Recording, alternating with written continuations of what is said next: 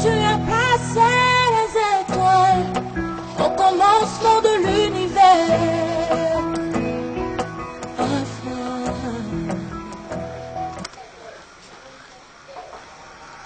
Shalom, shalom, bien-aimés dans le Seigneur. Kolo a pambola bino, ngonga nyonso, boko kozala kolandela biso. Na banza ki talobaki la fois passée, pona musala, oyo tozana yango, oyo ezolobela le monde des esprits. Kende pingi na tina na soutenir batu nyonso baza ba difficulté to ba problème na ba domaine songolo to kwakala. Alors plus précisément to kende pe kotalisa ki esengeli to soutenir bana à l'école, les étudiants, les élèves et pourquoi pas les célibataires et des femmes mariées qui ont des problèmes de conception. Alors, Trobaki Moussala, il y a le monde des esprits. En réalité, le monde est spirituel. Bible Zolobaki, en réalité, dans l'homme, c'est l'esprit. En réalité, Nakati ya Moutou, en réalité, Moutou aza Moulimou. Quand on dit, en réalité, dans l'homme, c'est l'esprit. C'est en réalité, Moutou aza spirituel. Moutou aza spirituel. Nous parler un peu sur l'étoile, ou sur les étoiles. Tu peux bitumba nini elandaka Moutou na étoile, Moutou aza na étoile. Et attitude nini esengeli Moutou aza na yango quand il a l'étoile. Alors, comme thème la biso de l'étoile, on ne peut pas commencer à aller plus loin par définir. La biso mukanda na Nzambe. Mukanda na Genèse chapitre 37. Genèse chapitre 37 à partir du premier verset. Papa tenez-nous rapidement. Genèse chapitre 37 à partir du premier verset. Genèse chapitre 37 à partir du premier verset. Totandi na kombo na Yesu Christo. Jacob demeura dans le pays de Canaan. Jacob a salaki bata ebele na mboka ya Canaan. Où avait séjourné son père. Mboka oyo papa na ye pe azalaki. Voici la prospérité de Jacob. La postérité. Voici la prospérité de Jacob. Voici la postérité de Jacob. Otala bokitani ya Jacob. Joseph âgé de 17 ans. Oh, mais pourquoi bokitani eza ya Jacob? Bazobanda na Joseph qui n'était même pas le premier né. On devait commencer par Ruben. Tu vois qu'en réalité dans l'homme c'est l'esprit. Donc c'est l'étoile qui domine. C'est l'étoile qui domine. Étoile et dominaka du colon âge physique. Étoile et dominaka même du colon matériel. Quelqu'un peut avoir des biens, mais Moutouza même le côté azana étoile à l'équier. Donc Moutouza lazana est le côté, mais comme il a l'étoile, ce que Moutouana azana étoile na ya makasi. Il cause à l'eau là mituka. Il cause à l'eau là bandaku, mais Moutou azana le côté, mais azana étoile à l'équier. Alors c'est pourquoi bien aimé dans le Seigneur. Ce qui na kati na yozana étoile ya makasi, il va ko protéger yango. Landa bien. Baso de la postérité de Jacob, mais baso de kobandana Joseph. Mais Joseph azandani. Joseph baso botaye na sima na sima. Baboti ba Ruben, baboti Simeon, baboti Lévi, baboti ba tiko kitabu komona Joseph na sima kuna après Benjamin pe ko bote katani. Mais tellement nous baso que de kobanda postérité de Jacob, baso bandana Joseph. Pourquoi? Parce qu'il avait une étoile. Donc ça veut dire quand ndenge zo bandana ye, ndenge pe mitumba elandaka mutu ya étoile. Ba ko tika mutu mususu oya sali likamu, mitumba ko kende ko landa mutu azana l'étoile. Landanga très bien. Tika zamba pamula. Papa tangabi.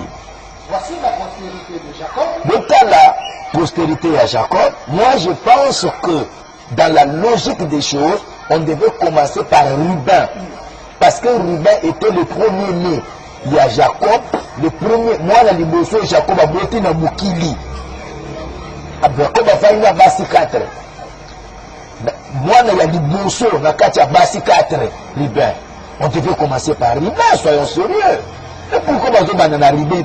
Parce que Ruben avait déjà perdu son étoile bien avant. Donc Ruben a perdu. C'est le monde des esprits, mais on a plus prééminence.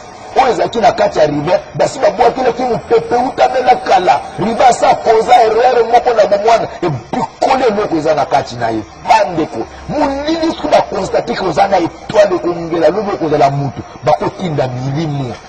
Ni milimu batindelaka yango bato dans le monde des esprits. Esprits on les envoie. Bakotindela mutu un esprit à erreur. Bakotindela mutu esprit à kindumba pe ya ye kindumba azoke le kokuta na kana bato bazo de tout vie na ye. C'est bazo ko épouser toi ne pas tika le côté. Tika zamba pambo le place au cause le fan. C'est que zomona basi ba yebaka ke na kati ya Ruben d'ailleurs na l'ancienne alliance même de l'eau l'héritage qui t'avait pas moi na liboso. On a droit à prééminence. Mais avec ma qualité, on a mis sur la étoile, basi mamona qui a mon musika, l'angana le bien. Papa tanga Bible. Voici la postérité de Jacob. Dans la postérité de Jacob, Joseph, âgé de 17 ans, Joseph n'a âge à 17 ans. faisait paître le Donc, dans banda histoire, il y a Joseph, à l'âge de 17 ans, déjà il faisait quelque chose. Déjà, na âge à mon... Mais il fait une chose de faire, Zomota Manakati a famille à Batbaza 12. Lui, à l'âge de 17 ans, donc il ne peut être brebis à papa naïe, bon, bandeko naïe.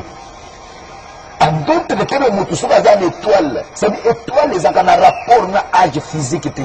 Étoile, les a un rapport na niveau d'étude. Étoile, les a un rapport na expérience.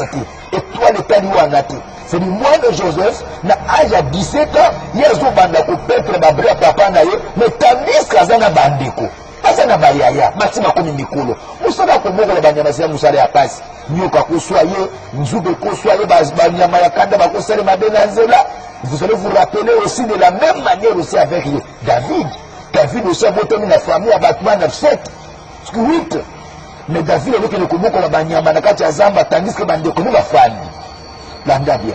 Tikazamba pambo. Omoni muto azana étoile. Ozana quelque chose de valeur en toi. Il faut le protéger.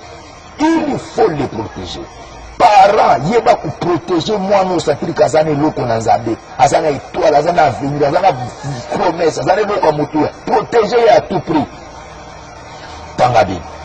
Joseph, âgé de 17 ans, Joseph n'a âge à 17 ans. faisait paître le troupeau avec ses frères. Azom, Joseph être le troupeau avec ses frères. Donc celui qui était en tête. Ses frères Nassima, ses frères Wana Bayaya. Derrière un petit de 17 ans. Mineur, s'il vous plaît. Après Tokei. Cet enfant était auprès des fils de Bila Tokei. et des fils de Zilpa, Tokei. femme de son père, Tokei. et Joseph rapportait à leur père leur mauvais propos. Tokei. Verset 3. Tokei. Israël aimait Joseph. Israël. Azel Kolinga, Israël là c'est Jacob, Azel Kolinga Joseph Ni. Ça veut étoile, et ça là quand tu musuba sepela na yo, kaka pamba bongo, et ça quand tu musuba ina yo, kaka pamba bongo. Et ça là musuba kolingote, ozana loko yo salite, kaka tout simplement parce que il constate que maye de yo ozana yango yazana yango te. Il constate que les yazola taillé par les aussi de bienté. Les yazola taillé clava comme les autres m'panzi. C'est là donc ça un peu yanga. Mon aboyanga peut m'panzi. Tukazama pambo le place pour le faire. C'est que vraiment tout le monde l'a bien que le cas a Yesu pour faire des fois, mais la bannière au sala batraçage à Kwanzi. Et que nan. Ce qui est bien été. Mais la que au kanga Yesu que ça ka kangi moko tenda musu ce sont des combats. Les liens autres tala que Yesu Simba. À ce plan là il faut te combattre. Bandabia. Tambabi. Israël aimait Joseph plus que tous ses autres fils. Toki. Parce qu'il l'avait eu dans sa vieillesse. Toki. Et il lui fit une tunique de plusieurs couleurs. Abandi kotiaba marque ya bilembo na kati ya mwana Tambabi. Ses frères virent que leur père l'aimait plus que eux. Même pas constaté que papa a lié pour les cabanons nyonso. Et ils le prirent en haine. Bayiniye mukilozo mondo. Sabi mutu azana étoile, batu bakosanga na basali yo mabe. Tosale yote na mukilité. Batu bakosanga ba monter yo une accusation à l'école. bakomonte une accusation na mosala bamonte yango de toute pièce mpe otelemi monitu ni nzambe nasali yo nini bato nyonso bakozala mpe contre yo mokili ozomona d'ailleurs bible ezoba nini malheur à toi si tout le monde t'acclame selezaka na bato mosusu bakoyino na mokili osala eloko te moto ya étoile aza moto amibatelaka moto ya étoile aza moto akimaka makambo moto ya étoile il faut comprendre qui il est nani ye azali nani esengeli azala lobi eloko nini esengeli osala nani esengeli osala te place nini osengeli otya makolo na place nini esengeli otya makolo te osengeli otambola na banani landa bien tanga bible tala bazosalanga minute 10 minutes classe sikoyo nga nani na tei te bible ekuti babandi kotanga nani basisi kotanga te 10 minutes tanga bible. Ces frères dirent que leur père l'aimait tous. Zali bandeko bakonstante ke bolingo ya papa ezalaki likolo ne koleka epa na bango nyonso Ils le prirent en haine. bayini ye bandeko meme na libala ozomona moto mosu akotalaka ndenge mobali na azoshereli yo asepeno te akapamba bomo ye bazobete na ndako ye bazoyoka mwa pome akosepela na yo te c'est pourquoi mwana na nzambe moto yeba kozala na badiscipline yeba kozala na basekret yeba kozala na basekret chef akosala faveur koki kobetela ngo baninga lisolo te bapesi bino nyonso baenveloppe est ce que oyo efungoli okuti ya yo monta et puis fo betela baninga monta oyo okuti na kati bongo soki baninga bakuti 10 000 yo okuti 30 tu risques de te créer des combats pour rien okuza bakosala grâce ozwi ndako moko afutela ya moins cher na ndako eza yabe koko betela bato lisolo te nzambe bakosala grâce batekeli moko mo ya cher batekeli yango na moins cher kundele kopanza yango te biloko mosusu ekolukela bato bitumba ezaka motu koyenda kozanga lolenge ya komibatela kozanga lolenge ya komibatela tanga bible Et ils ne pouvaient lui parler avec amitié. moye balobela ye lisusu na ndenge ya bien eza te lisolo nde bakobeta yango lisusu na ndenge ya bien te Le verset 5. tokei Joseph eut un songe mais joseph aye kolala na pongi aloti ndoto sikoyo et il le raconta à ses frères. ona bomba aye koyebisa bandeko na ye Et qui le haïrent encore davantage. bayini ye lisusu koleka Et il leur dit, tokei écoutez donc ce songe que j'ai eu. boyoka sikoyo ndoto nga naloti Nous étions alliés des gerbes au milieu des champs. tozalaki biso nyonso na bagerbe de fleur na kati na zamba na bilanga Et voici, tala ma gerbe se leva et s'était debout. oyo ya ngai etelemi Et vos gerbes l'entourèrent et se prosternèrent devant elle. ya bino nyonso ekomi kokumbamelo ya ngai basigne ezali deja basigne ya kotalisa te moto aza na etoile olotaka nini olotaka nini bandeko bien aimé dans le seigneur ndoto nyonso eza ya koyebisa bato te ezala ya ndoto ya mabe ezala ndoto ya malamu bandeko si le monde des esprits Dieu peut t'informer te mettre au courant par rapport na intimité yaza nango na yo mais atindi okende koloba te tout prophétie ezalaka ya kopesa te tout songe ezalaka ya kobetela bato te bandoto mosusu nzambe azolotisa que par rapport à son amour envers toi c'est par rapport à son intimité surtout lui totanga na bio nous voyons Abraham na Genèse chapitre 18 likambo ya Sodome na Gomorrhe etalaki Abraham na nini nzambe abi bon nabombela Abraham likambo ya Sodome bon nayebisi kaka donc Dieu azotrouve bo ayebisa yango Abraham par rapport na intimité baza nango na ye est-ce que Abraham asimbaki telefone abenga Lot ke allo Lot naloteli ndoto mabe Sodome na Gomorrhe ezozika mikolo nzambe asalobeli ngai ozoni mi expose mpona nini nzambe azolobela meme ya bacompte goutte mozosalelanga nango osala nango makelele neti bayoka yango miso ya molimo osomandaki liboso okomonaka bavision omonaka lisusu te na ebandela komona na ebandela kobeta kelelo opanzi yango sango bamvute yo no depuis olota babotoli lunete esili te nde komona yango nyonso kei sadire ezala na biloko mosusu ozomona okoloba te mosusu eza na entraînement mosusu nzambe azolobela c'est par rapport Dieu aime la discrétion bandeko nzambe alingaka secret tala Jésus azokende pino abikisi mutu nazoyebisa koloba yango na mutu te pourquoi il évitait le combat il évitait le combat noni makambo na nzambe eza na bato bazominikela bitumba zomikela bitumba nalongwa place wana tanga bible Le verset Tokei. Ses frères lui dirent, Tokei. en ce que tu régneras sur nous. Tokei. Donc, un est bandit. Donc, l'Ikambouya étoile, ça a commencé avec notre frère Joseph. Donc, étoile n'a pas sali qui a dans la sécurité. Et ça va nous dire, il y a un qui va tchelka bien en tête. Yo loba. Il trouve que le beau pèse à kaya, il dit, ah, il dit, il c'est ça, il bien, tout dans Dakar. Et ça va, nous sommes à loba qui ose la quitter. Il dit, dans le ah, bisous, peut-être loba qui a bon. C'est que déjà, en toi, tu as quelque chose d'important, il faut protéger. Il faut combattre l'étoile. Mutoza moto babundisaka ye mingi bapiégeaka ye likambo ya Joseph abandi komundisama epa baparent na ye bandeko na ye mais soki epa bandeko na ye te vous allez vous rappeler quand la femme de Potiphar aussi a remarqué na kati Joseph il y avait l'étoile. Qu'est-ce que la femme de Potiphar a fait? La femme de Potiphar s'est laissée akoya na ye po apikolone kozakatna c'est bon moto etolo babundisaka ye partout okozwa bitumba na l'école, okozwa bitumba na zanu, okozwa bitumba na musala, okozwa bitumba na université, okozwa bitumba na belle famille, okozwa bitumba na bavoisin, okozwa bitumba na batu nyonso kibito ozomituna na sali mokili nini osali mokili eloko te oza na eloko mokili bazoluka tika nzambe aprotége place okozala okanjwana c'est-à-dire bitu étoile eutaki mosika mais landa place étoile ozokende étoile oyo ekei ntina nombre chapitre 22 tokende kotalisa la fois passée na nombre chapitre 22 Israël azobima na Égypte azobima na succès makasi succès laki ya étoile landa bien mais noko nini sikoyo balaka azosala balaka azokende kobeta je lève son nombre chapitre 22. Nombre chapitre 22, à partir du... Rapidement, papa, allez les assuster. Nombre chapitre 22, à partir du premier verset. Les enfants d'Israël partirent et campèrent. Ils campèrent dans les plaines de Moab, au-delà du Jourdain. Ok, sixième verset. Viens, je te prie. Yaka na bondeni yo.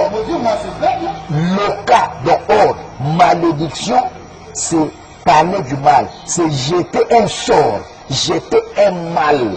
La personne. C'est-à-dire, les gens qui boivent comme abbé, qui boivent que la moto souma, qui boivent que la moto libabé, qui boivent que la moto bilakilimabé, qui boivent que la moto, toutes sortes du mal. La malédiction, c'est l'ensemble du mal. C'est l'ensemble des mauvais sorts. C'est l'ensemble, il y a Makambamabé.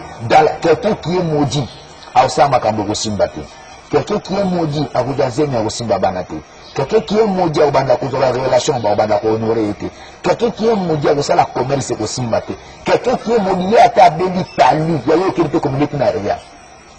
Quelqu'un qui est maudit il y a ta déficit bah qu'on fout à quelqu'un qui est maudit à ta salle mutubulam bah qu'on zone s'il est angoté.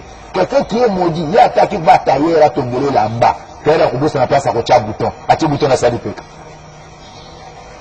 Bila kema bekola na mutu pa ndomo na kamutu téléphone ezaki bien ils ont la première écoute le temps de mango par réparateur ils ont le coup la réparateur n'aki ko aboni pesi boswani oswani bofingani bopotani ti bofundani ti o perdre ti asuki na décharge abandi kuzongisela kwa mboma le bali pesi ndomo na yebisa ki ba ndeko un jour bien aimé dans le Seigneur ezana réparateur mon côté oyo avant abanda musala na ya réparation d'accès à congélateur avant banda ko réparer congélateur akinda kana na boutique asobi ba coque ba congélateur aye ko tia échantillon non ba congélateur ya ko makana ngo ya ba coque ezaka ba congélateur ya ba client ya kina congélateur bongisa lobi nango tikali échantillon ya tenir et très échantillon ya tenir aye ba bundi buti ko na ngwa atiki biloko mona koke na atelier ya mutabongosa ba télévision okuti ba télévision atandi ba coque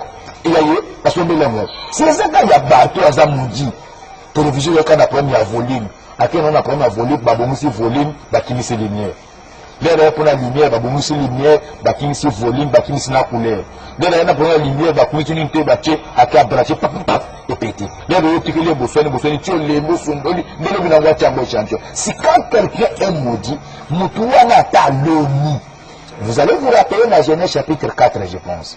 C'est Dieu qui dit na Caïn, tu seras maudit, tu seras maudit de la terre, qui a ouvert sa bouche pour recevoir de ta main le sang de ton frère. quand tu feras quoi? Quand tu cultiveras la terre te donnera pas. Ça dit, ça semence, ça dit, muto ça maudit, yata loni nguba, boloni na yenguba. Beaucoup de monde a ébauché besi ba fleur. Au moins, il calamité ba fleur et rouge, au canison de la nguba zanase. Avec le pico ba kuti ba insecte, ba zo le nguba nase. Il y a zo qu'on ko arroser ba fleur, zo ko nguba nase ba zo liana ba insecte. Il est maudit. Et nous connaissons balam. Balaka zo sala, balaka zo benga a maudit blakelanga de boto mabe. Balake muta étoile, bakola kele mabe bande. Mutekel bakolo kayo, bakotinde no milimo, omoni mutu ani mayega na l'école. Période moko ba erreur ebandi ya makasi. Okomona tout dégoût à les classes yeye. Afin de reçoit ça les classes, avant que nous consacre bétager de bêtes. À la tête tenue à l'école, na mbongo ba pesa ki ya J, na mbongo ba pesa ki ya déplacement, ba ninga bazo sala mathématique. Il y a zo bétager de bêtes, j'ai à ma bête, il y a zo bêta, maza bête. Akomi de appliquer intelligence dans l'école, akomi bétager à ma bête. Ils ont mis pépé, bâti de la rameau, pour nous dévier, pour désorienter. Et ça a un esprit, têtupesse. C'est un esprit qu'on peut envoyer à l'enfant. À combat têtu, faire de ces yomo comme maman et la télé mabé. Impolitesse, vol. Bako doit que la moutou pépé à koloka, comme yibi. Nous sommes tous les mêmes. Et nous connaissons tout ça qu'on a d'akoyoté. J'ignore le Cameroun. Lucien de yiba, nini. Le chien a créé des câbles de cola batol, la cuisine à Balili. C'est un esprit qu'on envoie à l'enfant pour détruire. C'est le monde des esprits. C'est pour détourner les pensées, détourner l'intelligence, détourner l'avenir. Détourner l'avenir là-bas. Même nous, nous avons dit que nous avons dit que nous avons dit que nous avons dit la guerre est bandit. Abandi le cola va pessier, target, le cola va dire c'est bon, tu peux chaud dans l'espace, il y a 2 semaines, demande à 30 personnes. Au moment où tu as dit que nous pas insupportable. Nous comme nous, nos bêtis, nos nyokoni, nos katisuki, nos tombis de lamba. Tu as commis dans mandat. C'est un esprit. Dans tout le monde, on a comme madame Belle Bazara, le cola, il y a eu moins. Il y a eu moins, je crois que ma pika n'a pas tout ma paix. Puis je suis même là, qui m'a n'a pour suppose. C'est un esprit qu'on envoie, Matin de la Kamuto. C'est des balades, balam bazo benga yoke, viens, maudis-moi, laquelle lamba, bois quelle lamba, bila quelle mabé, et la malédiction, bah, bois qu'avoir en distance, bah, côté de la malédiction en distance, c'est tout, batindi. Quand on envoie comme ça, ce qui a coûté Moutouna vous a embêté, donc Moutou, qu'il y a un tel et makas, à un moment donné, qu'il a tel les actes.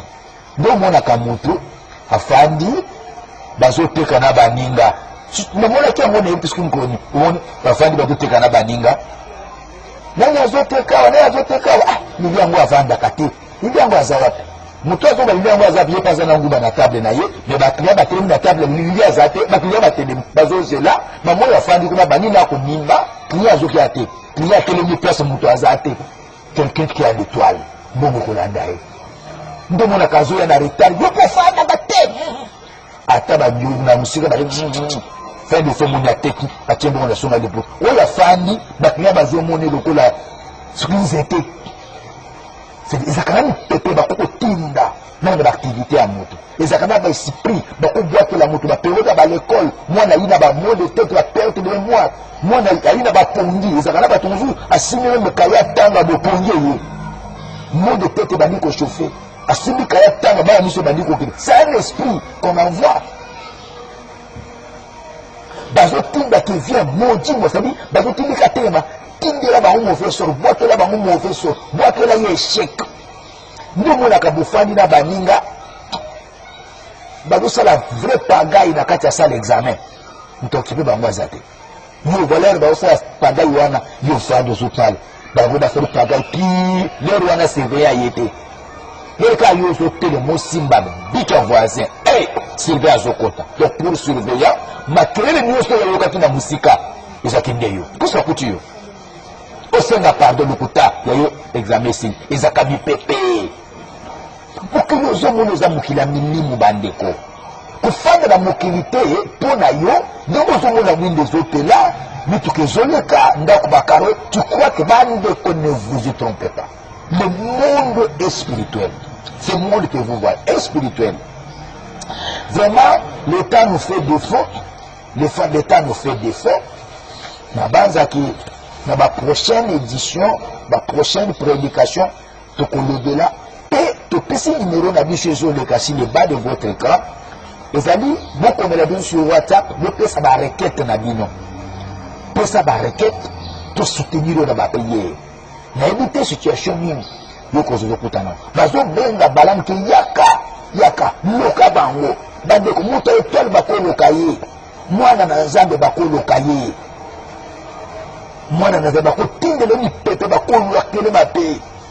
Ba dole ba ventre ya ba tu musu ya yeza lokola yeza ni kamususu. Ezakana mona musu depuis azwa zemi abota. Ezalo kola mutane manga mbula mukili. Ya yezemi zaka lilo malade, lilo kuna malade, lilo kuna makole vindi, atuka solo la biente, makile sili, yona kuna konji, atuka misho komi pal, atuka comprendre te, atuka ndifka fwa longo lango, atuka moiza te, notre fois zelanan, il faut ça Césarine en tout cas. Tout, moko. Et comme il y a entre la vie et la mort, quand le médecin, ba plaide à mon colonel Kobota, tu préfères te sauver des bébés. Ça nous a dit eux. Basofa quand maman pour que d'autres bébés nous souffrent. Bon habiter, tu préfères te sauver bébé. Tu vas prendre moi maman. C'est dire que les hommes ont c'est la côté de nos esprits. Bilo kumona kaya mutota mwana zela 18 mois, mutota le monsieur Nanzela. C'est un esprit qu'on envoie. Quand entendez-vous par le masque de vieillesse, masque de vieillesse c'est ces longues moubango ba côté de la moto en distance. Par contre, un esprit va tindre le moto en maigrissement. Ba côté de la moto bokauti. Dans le monde des esprits, Bazoum Salami qui vient, monte, à ici dans le monde de départ, de papa. Il y a qu'on loque la main de Botomade. Il y a qu'on boit que la bas on pépé. Dans ma Bible. Bien, je te prie. Il y a qu'un abondé lieu. Dis-moi ce peuple. Le cabarlo. Car il est plus puissant que moi. Donc, quelqu'un qui est plus puissant, on le maudit. On le maudit pourquoi? Dans ma Bible. Peut-être, ainsi pourrais-je le faire. Donc, quand ils sont plus forts que moi, donc, quand on maudit quelqu'un, en d'autres termes, la personne qui était fort, une fois on le maudit, il devient faible. Donc quelqu'un qui est fort, en le maudissant, la malédiction va rendre la personne faible. Donc une fois on l'envoie un esprit, c'est que l'esprit a faiblesse, batin de la kayango, moto. Bakoti na moto, perte de mémoire. Bakoti na moto, faiblesse sexuelle même au monde. Tikanzamba Pambola Bino, place nous sur beaucoup à Kolandela Biso. C'est votre émission Combat Sauvage. Zamba Pambola Bino. Na banza kiza mosala. Tous allez vraiment wana disponible 24 heures sur 24 heures avec nos numéros qui passent sur le bas de votre écran. Il y a qu'on soutenir bien la prière. Peu importe difficulté cause à Kokuta. Il avait l'étoile, mais avec l'autre canine. Vraiment, Zamba Pambola Bino, place Nyonso, beaucoup à Kolandela Biso.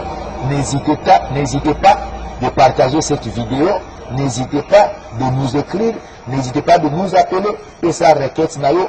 Nous sommes là disponibles 24 heures sur 24 heures sur nos numéros, pour nous solo là, pour sambe la ponayo, vraiment Zamba Pambola yo. Nous saluons l'évêque Pascal Moukoune, le patron de la grande communauté ACK. Nous saluons l'homme à la grande fête des Juifs, le pasteur François Motomovoici, l'homme du pouvoir, pasteur Charles Mpouy, Zamba Pambola, Papa Likonzi Colonne, que Dieu bénisse Combat Sauvage, équipe Nyon sur Babouki Bikeko, équipe Nyon sur Combat Sauvage, Zamba Pambola Bino Mingi et l'équipe technique, et Kambamina frère Abraham, que Dieu vous bénisse. À la prochaine. Ciao.